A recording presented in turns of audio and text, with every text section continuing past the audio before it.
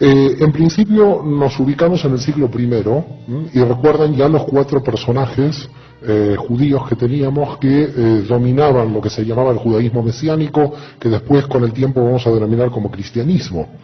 Pero lo cierto es que lo que me interesa, y no sé si lo recuerdan a Clemente Romano, es que a la muerte de él en el año 99, en algunas enciclopedias puede aparecer el año 100, pero bueno, Clemente Romano, cuando muere, lo sucede Evaristo. Y Evaristo, que para los católicos romanos es quinto en el orden de sucesión papal, en el año 99, Evaristo dice fue hijo de padre judío. Esto es muy interesante porque ya tenemos entonces en el orden de sucesión papal a Pedro, que era el Simón Barioná, con lo cual es judío, a Clemente, que es Clemente Ben Yehudá, que ya hablamos ayer que era judío, y ahora tenemos un Evaristo cuyo padre es judío. La cuestión es que Pedro era judío y estaba casado, este fue el primer papa. Ahora si un judío casado va a pedir el papado, no sé si se lo dan.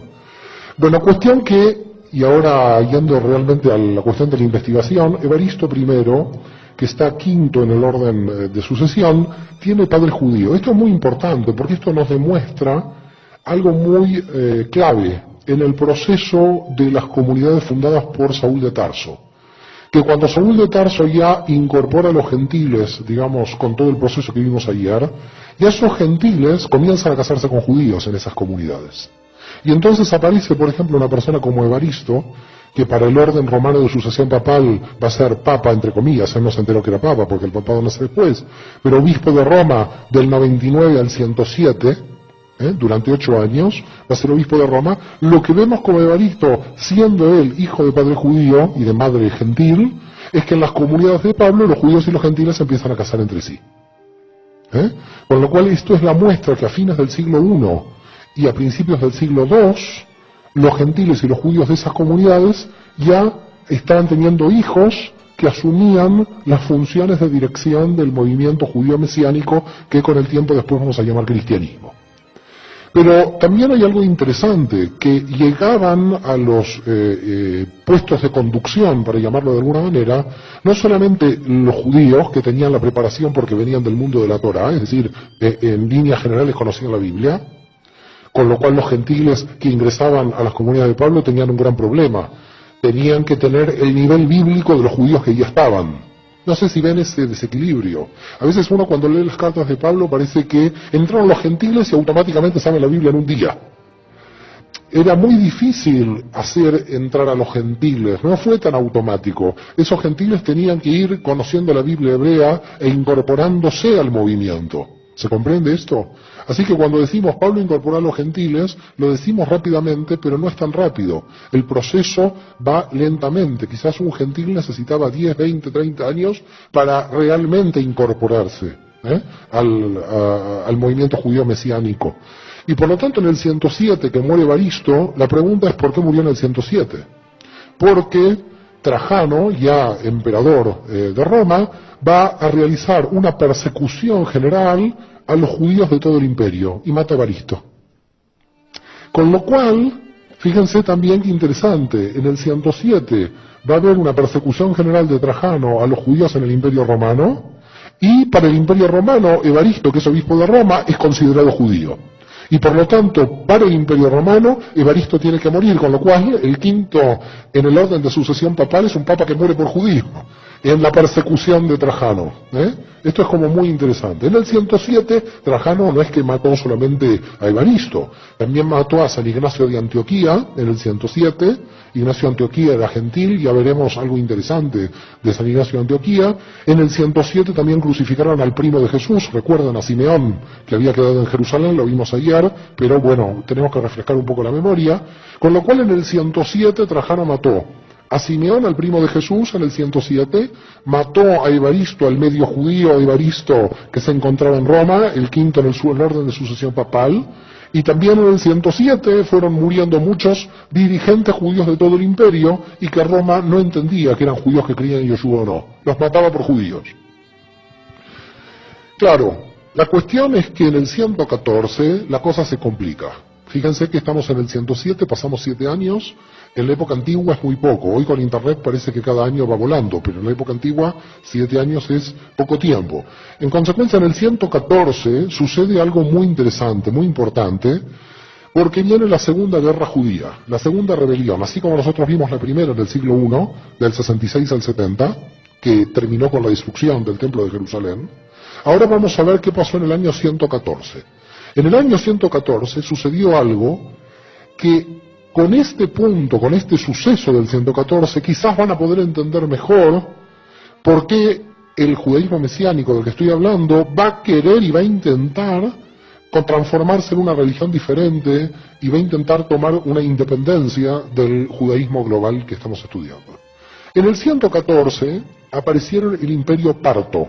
No sé si recuerdan la historia, pero voy a intentar hacer un poco de historia para que entiendan, porque esto va a ser un problema de geopolítica internacional del siglo II, lo que voy a explicar ahora. El Imperio Parto, los partos estaban en Persia, eran los descendientes de los persas, con lo cual el Imperio Parto estaba en lo que hoy es Irán. ¿Saben dónde queda Irán? Bueno, donde está ahora Irán, eso era el Imperio Persa, después se va a llamar el Imperio de los Partos.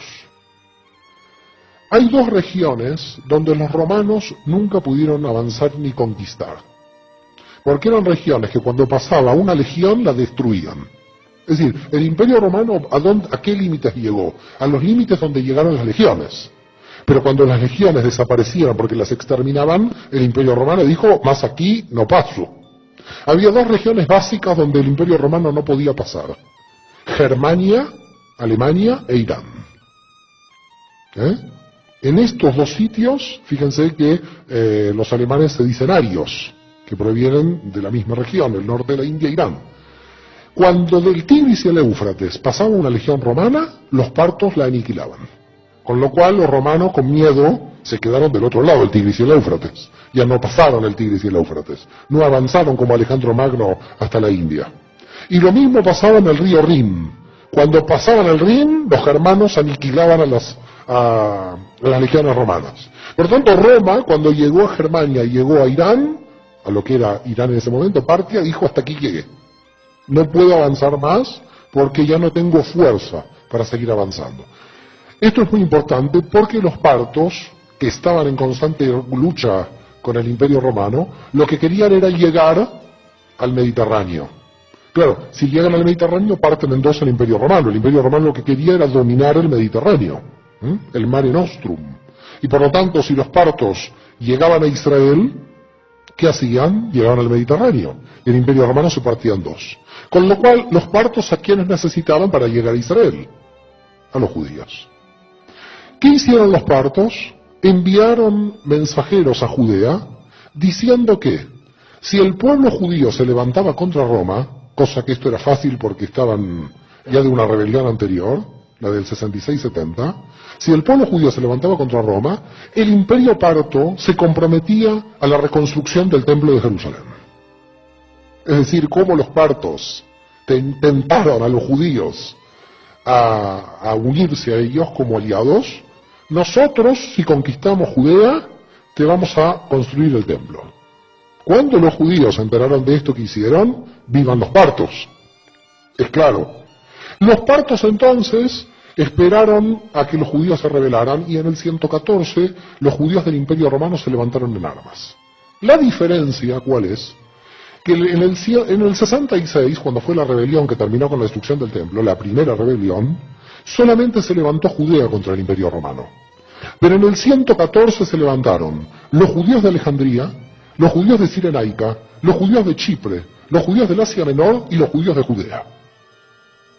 Los judíos en el 114, en la rebelión contra Trajano, todas las comunidades de la diáspora participaron en solidaridad con los judíos de Judea en la rebelión general. Esto no había pasado en la rebelión del 66. En la rebelión del 66 los judíos de la diáspora dijeron que se muera lo de Judea. Podemos ayudar económicamente, pero yo no me rebelo contra Roma. Por tanto, Roma dejó muy bien a las comunidades judías del interior. Respetó religiosamente a las comunidades judías fuera de Judea. Solamente aniquiló la independencia judía en Judea, pero no a las comunidades del exterior. En el 114, la diferencia con la rebelión del 66 es que los judíos de la diáspora se unen a Judea y se rebelan todos. Con lo cual el Mediterráneo oriental entero se rebela y las legiones romanas que estaban cuidando la frontera del Tigris y el Éufrates tienen que retirarse para ir a liquidar a los judíos que se habían rebelado. Tienen que reconquistar territorio romano porque se estaban rebelando las comunidades judías dentro del imperio. Cuando las legiones romanas se retiran para matar a estos judíos, avanza el ejército de Parto. Los partos dicen, ahora sí, avanzo para conquistar, los judíos ya se metieron, hicieron una revolución interna, y yo voy a avanzar. ¿Qué importancia tiene esto? La importancia es que en el 66, una provincia romana que es Judea se levanta contra el imperio romano. Esto no era habitual, pero podía haber alguna provincia descontenta. Ahora todos los judíos para Roma estaban siendo sospechosos y traidores al imperio. Ahora cambia la cosa. Los judíos son todos traidores al imperio porque se están rebelando las comunidades de la diáspora. El cambio entre la primera guerra y la segunda es muy diferente. Y son traidores al imperio porque están apoyando otro imperio, los partos. Claro, uno desde el punto de vista judío podría decir, y si Roma no me deja construir el templo, yo me uno con quien sea. ¿Queda claro? Y los judíos lo que hicieron es unirse a los partos porque tenían la promesa de que los partos le iban a construir el templo de Jerusalén. Los partos, hasta donde llegaron, conquistaron Damasco, con lo cual se estaban acercando al Mediterráneo. Y si se acercaban se partía el imperio en dos. Con lo cual pasó que Trajano peleó 3 años la guerra, del 117 al 120, y en el 120 finalmente Trajano muere y no hay forma ya de seguir peleando. Muere en medio de la guerra. Trajano muere en medio de la guerra contra los partos y con la revolución judía. ¿Y quién asume el mando del imperio? ¿Recuerdan? Su hijo adoptivo, Adriano. Hijo adoptivo queda lindo. Aquí hay chicos muy pequeños. No me gustaría decir quién era Adriano de Trajano. Más que hijo adoptivo, era pareja adoptiva. Con lo cual, Adriano va a asumir el cargo de emperador y se da cuenta Adriano que cuando asume el cargo de emperador no puede haber una guerra en 2 frentes, por lógica. Cuando Napoleón hizo la guerra de doble frente contra Inglaterra y contra Rusia, perdió. Hubo gente en la Segunda Guerra Mundial que hizo lo mismo. Cada uno que hace doble frente tiene un desgaste de fuerzas. Entonces Adriano dijo, si peleo contra los judíos y peleo contra los partos, yo no gano nunca, tengo que definir. Y dijo Adriano, los judíos van a tener mi promesa que les voy a construir el templo de Jerusalén.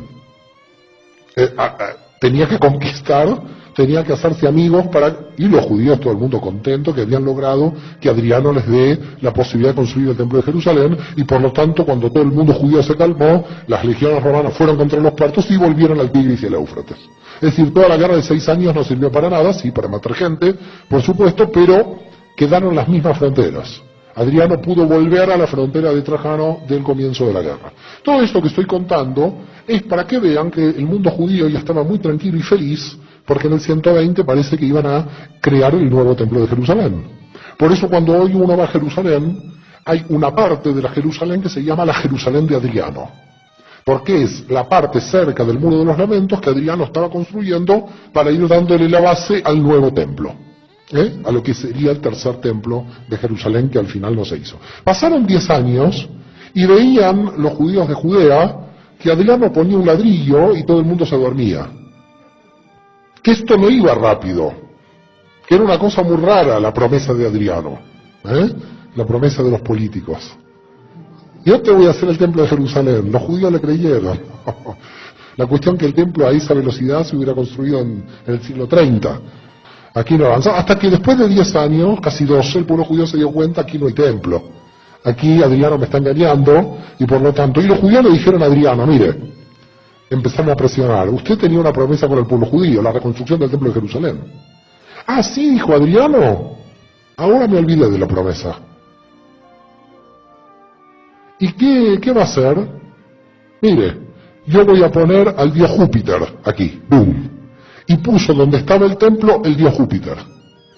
A los 3 días de poner al dios Júpiter, el pueblo judío en Jerusalén le cortó la cabeza al dios Júpiter Y se levantó Jerusalén contra el imperio, y se levantó Judea contra el imperio, y un rabino, el rabino Akiva, Rabí Akiva, dijo, Bar Kokhba es el Mesías de Israel. Uno de los generales que se levantaron. Ahora había para elegir. Ya no había uno que era Yeshua, ahora también estaba Bar Kokhba. Los judíos dijeron, posiblemente este es el Mesías, vamos a ver si le ganamos a Roma, si no, no es Mesías. Pero cuando perdió la guerra dejó de ser el Mesías. Pero mientras tanto, si ganaba podía hacerlo, con lo cual los judíos se levantaron contra Roma, diciendo Bar Kokhba es el Mesías. Muy bien, dos Mesías, levantamiento contra Roma, no hay templo, una guerra que también, según los historiadores, aniquiló a más de 500.000 de judíos, cada vez la cantidad de judíos iba bajando, como pueden ver, desde esos 5 millones que yo expliqué, prácticamente cada 50 años otra guerra contra Roma, miles de judíos muertos. Pero lo cierto es que nos encontramos en el 132, y en el 132 hay esta tercera guerra contra Roma que termina en el año 135. ¿Cómo termina? Gana Roma, siempre ganaba Roma, no había nada que hacer contra Roma. Roma entra en Judea, conquista Judea y dice, bueno, ahora vamos a hacer así, dice Adriano. Yo a los judíos no los quiero ver ni en figurillas. Es decir, 3 años de guerra. En los documentos oficiales romanos dicen ganamos, siempre se decía ganamos con la victoria imperial, pero aquí fue desastrosa, la victoria imperial costó, digamos, esta guerra ganarla, con lo cual fue una especie de victoria pírrica en el sentido de que murieron muchos romanos, pero lo cierto es que Adriano tomó varias decisiones. Primera decisión, los judíos de todo el imperio tienen prohibida la circuncisión y el Shabbat. Segunda decisión, Jerusalén ya no se va más a llamar Jerusalén, quiero borrar este nombre para siempre. Dice Adriano, se va a llamar Aelia Capitolina, un nombre en latín romano. Y Judea, no quiero que jamás se llame Judea. Se va a llamar, y le dice a sus asesores, quiero un nombre que fastidie a la gente judía. Y entonces dicen sus asesores, mire, el pueblo que más fastidió a la historia judía fueron los filisteos. Porque los filisteos permanentemente competieron con Saúl, combatieron con... Y bueno, pongámosle Filistea a Judea. Y fue Filistea. Filistea en latín es Palestina. Con lo cual el nombre de Palestina aparece con Adriano en el 135 por la imposición del nombre Filistea. Claro, cuando aparecen los textos que estudian los chicos y dicen la Palestina del tiempo de Jesús, ¿qué Palestina? Si no existía. Palestina, el nombre lo inventa Adriano. Pero cuestión es que cuando terminó en el 135 la guerra, todas las comunidades judías que creían en Yoshua mezcladas con gentiles tienen varios problemas y volvemos a la rebelión del 114-117 de Trajano. ¿Qué pasó? Cuando los judíos en la época de Trajano se rebelaron todos contra el Imperio Romano, los gentiles que estaban dentro de las comunidades judías mesiánicas dijeron, nosotros pertenecemos a un pueblo que es traidor al imperio. A ver si queda claro el problema que aparece aquí. Hay un romano que es un gentil que va a una sinagoga de Pablo, porque le interesa la Biblia, porque ya está incorporado. Ese romano que está en la sinagoga se pregunta si en esa sinagoga mesiánica los judíos que están ahí son diferentes porque si no son traidores al imperio. El problema que se estaba presentando para los judíos mesiánicos era, si no nos desvinculamos de los revoltosos de Judea, nosotros no podemos seguir predicando que Jesús es el Mesías, porque los romanos, los griegos y los demás pueblos no van a entrar a nuestro movimiento en tanto que nos llamemos judíos. Nosotros tenemos que ser otra cosa, llamarnos otra cosa, para que entiendan los romanos y los griegos que no somos aliados ni traidores al imperio y estamos desvinculados de Judea. Comienzan a hacer el cristianismo. El cristiano es alguien entonces que lee la Biblia hebrea, que lee los salmos hebreos, que lee un Mesías hebreo, pero que cuando le hablan de la política de Israel dice, yo no tengo nada que ver con esta gente. Va quedando claro el proceso. Tiene todos los elementos judíos, pero ya se empieza a apartar del nacionalismo judío, porque el nacionalismo judío lo hace traidor al imperio, y los romanos y los griegos no entran al movimiento, porque lo ven demasiado judío. Y dice, esta gente está con Israel, con lo cual contra el imperio. ¿Yo qué hago participando de un grupo que está contra el imperio? Se va entendiendo el problema de cómo va naciendo el cristianismo. Ya entonces dice, no, yo soy cristiano. ¿Qué quiere decir yo soy cristiano? Que creo que Jesús es el Mesías, que creo en la Biblia hebrea, pero yo con la gente de Judea y con los judíos no tengo nada que ver. Ellos son los traidores al imperio. Nosotros no somos traidores al imperio. Si no mostraban los judíos que creían en Jesús y los gentiles que no tenían nada que ver con el judaísmo, se estaban mezclando con la política de Israel y por lo tanto eran considerados traidores al imperio. Y por lo tanto empiezan a buscar cómo independizarse del judaísmo. Y decir, nos tenemos que ir del judaísmo, los romanos no nos tienen que ver como judíos. Porque si los romanos nos siguen viendo como judíos, quiere decir que siempre vamos a ser considerados y sospechosos traidores al imperio romano por defender Judea. Se va viendo el problema como aparece. Claro, en la rebelión del 114-117 contra Trajano queda el principio del problema. Pero ya en la tercera rebelión de Bar Kokhba, el problema se acentúa. Con lo cual, los judíos que siguen a Jesús en Jerusalén dicen, cuando se levanta el pueblo judío en el 132, nosotros no tenemos nada que ver con la revolución judía ni vamos a participar. Ahí se crea el primer conflicto de los judíos con los judíos mesiánicos que van a pasar allá a denominarse cristianos.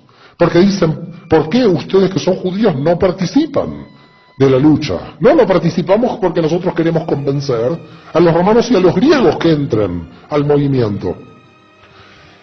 Dicho esto, en el 144, y fíjense qué interesante, porque la rebelión contra Bar Kokhba termina en el 135. En el 144 aparece un libro que está desaparecido, así que no lo pueden buscar en la biblioteca, porque la Iglesia Católica lo persiguió y lo destruyó. Ese libro se llamaba Antítesis, de Marción del Ponto. No se llama San Marción porque quedó fuera.